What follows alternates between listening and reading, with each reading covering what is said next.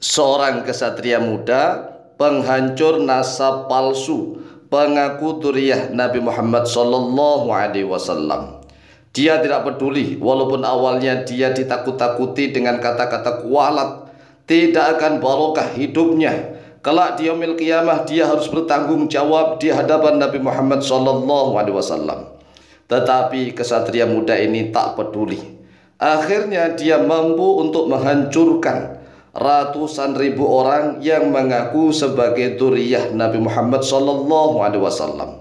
Setelah itu banyak sekali orang yang memujinya, banyak sekali orang yang takjub kepadanya, karena memang ternyata nasab palsu benar-benar palsu, padahal sudah menyebar kurang lebih 260 tahun. 260 tahun orang-orang yang mengaku sebagai dzurriyyah Nabi Muhammad SAW berjumlah ratusan ribu orang.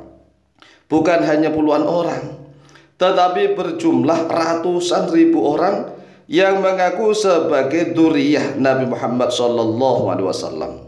Sehingga kaum muslimin tatkala itu rata-rata nih hormat, tunduk, ta'zim, kemudian sangat memuliakan mereka, sangat takut kepada mereka, karena mereka di mana-mana senantiasa mendoktrin bahwa kami adalah dzurriyyah Nabi Muhammad SAW.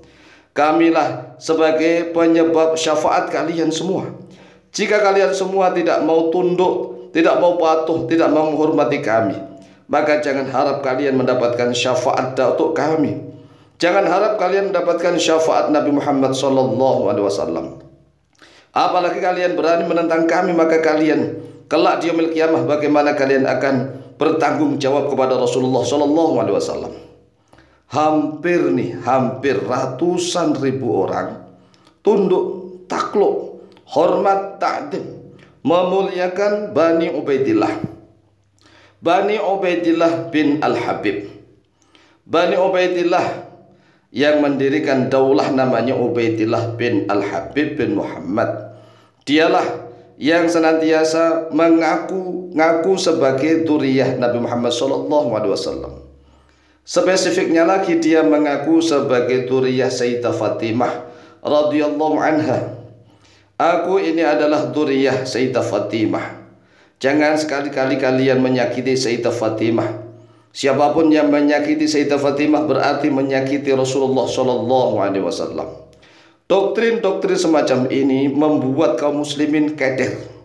Banyak sekali yang minder, sehingga Ubaidillah bin Al-Habib Muhammad ini mampu mendirikan daulah Fatimiyah. Daulah Fatimiyah berdiri di Afrika Utara, mulai dari Tunisia, kemudian Maghribi, kemudian sampai dia mendirikan kekuasaan pusatnya di Mesir. Luar biasa. Bahkan kekuasaannya mampu dilebarkan menuju ke Suriah, ke Lebanon, sampai kepada Hijaz. Ini luar biasa. Kala itu daulah Bani Abbasiyah sudah mulai melemah, karena daulah Fatimiyah berdiri pada tahun 297 Hijriah, hancur pada tahun 567 Hijriah. Kalau Masehinya tahun 909 Masehi sampai tahun 1171 Masehi. Ini sudah berjalan sekitar 900 tahun yang lalu. Dia Ubaidillah bin Al-Habib Muhammad Asy-Syi'i. Spesifik lagi dia adalah Ismaili, seorang yang menyebarkan paham Syiah Ismailiyah.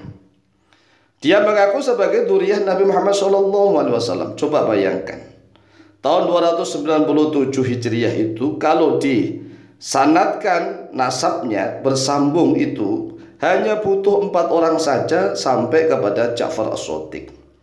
Tetapi para ulama Ahlus Sunnah wal Jamaah meniadakan, membatalkan, mengatakan bahwa Ubaidillah bin Al-Habib bukan dzurriyyah Nabi Muhammad SAW.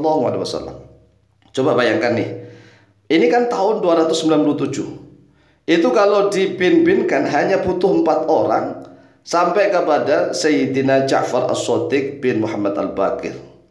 Ini saja nasabnya dibatalkan oleh banyak orang. Hanya 4 orang ya, dari Ubaidillah bin Muhammad Al-Habib bin. Nah, nanti insya Allah kita akan bahas sendiri tentang nasabnya. Hanya butuh 4 generasi, ini sudah dibatalkan oleh banyak orang. Lah bagaimana dengan sekarang ini yang sudah berjalan 900 tahun yang lalu, tetapi masih banyak orang yang pedenya mengaku-ngaku sebagai dzurriyyah Nabi Muhammad SAW. Apakah enggak malu? Ini kan sudah berjalan 900 tahun loh ya. 900 tahun itu hampir 1000 tahun. Meneliti nasab yang segitu panjangnya sangat sulit.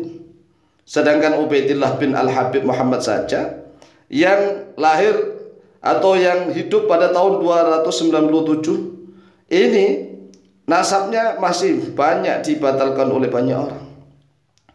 Kemudian tatkala itu ada Daulah Saljukiyah. Daulah Saljukiyah ini sangat luar biasa. Imam Al-Ghazali rahimahullah ta'ala hidup pada masa Daulah Saljukiyah. Kemudian Daulah Saljukiyah mulai melemah, muncul Daulah Zangkiyah yang didirikan oleh seorang yang namanya Imaduddin. Imaduddin bukan Al-Bantani ya, tapi ini mirip-mirip nih. Imaduddin Az-Zanki. Imaduddin Zanki mendirikan Daulah Zangkiyah. Yang ini beliau Masya Allah seorang jenderal besar, panglima besar yang harus membentengi umat Islam ahli sunnah wal jamaah dari serangan Mongol. Yang pertama dari Mongol dari timur nih, yang kedua dari barat orang-orang salib, dan yang ketiga Bani Fatimiyah, orang-orang Syiah yang mengaku sebagai dzurriyyah Nabi Muhammad SAW. Kemudian Imaduddin Zanki memiliki seorang putra yang namanya Nuruddin Zanki. Nuruddin Zanki memiliki seorang sahabat yang namanya Salahuddin Al-Ayyubi. Salahuddin Al-Ayyubi dan Nuruddin Zanki memiliki strategi perang yang luar biasa, sehingga Salahuddin Al-Ayyubi disusupkan untuk masuk menjadi tentaranya Daulah Fatimiyah di Mesir. Kemudian Salahuddin Al-Ayyubi berhasil menduduki kedudukan sebagai seorang wazir, seorang menteri. Setelah Salahuddin Al-Ayyubi menjadi seorang menteri, kemudian Salahuddin Al-Ayyubi berbalik menghancurkan Daulah Fatimiyah yang sudah berjalan 260 tahun. Orang-orang yang mengaku sebagai dzurriyyah Nabi Muhammad SAW dihancurkan oleh kesatria muda ini. Tatkala itu beliau baru berusia kurang lebih 35 tahun. Nah, tatkala Syekh Abdul Qadir Al-Jilani wafat, Salahuddin Al-Ayyubi baru usia 29 tahun. Tatkala Salahuddin Al-Ayyubi baru usia 20-an tahun, beliau sudah sering menjadi senopati perang, dan beliau mendapatkan didikan dari Syekh Abdul Qadir Al-Jilani. Sehingga Salahuddin Al-Ayyubi tatkala disusupkan di dalam Bani Fatimiyah, Daulah Fatimiyah, Salahuddin Al-Ayyubi sudah memiliki bekal yang sangat cukup. Coba kita bayangkan Daulah Fatimiyah yang sudah berjalan 260 tahun, keluar-keluar di mana-mana mengaku sebagai dzurriyyah Nabi Muhammad SAW, tetapi akhirnya dihancurkan oleh seorang kesatria muda, murid daripada Syekh Abdul Qadir Al-Jilani yang bernama Salahuddin Al-Ayyubi.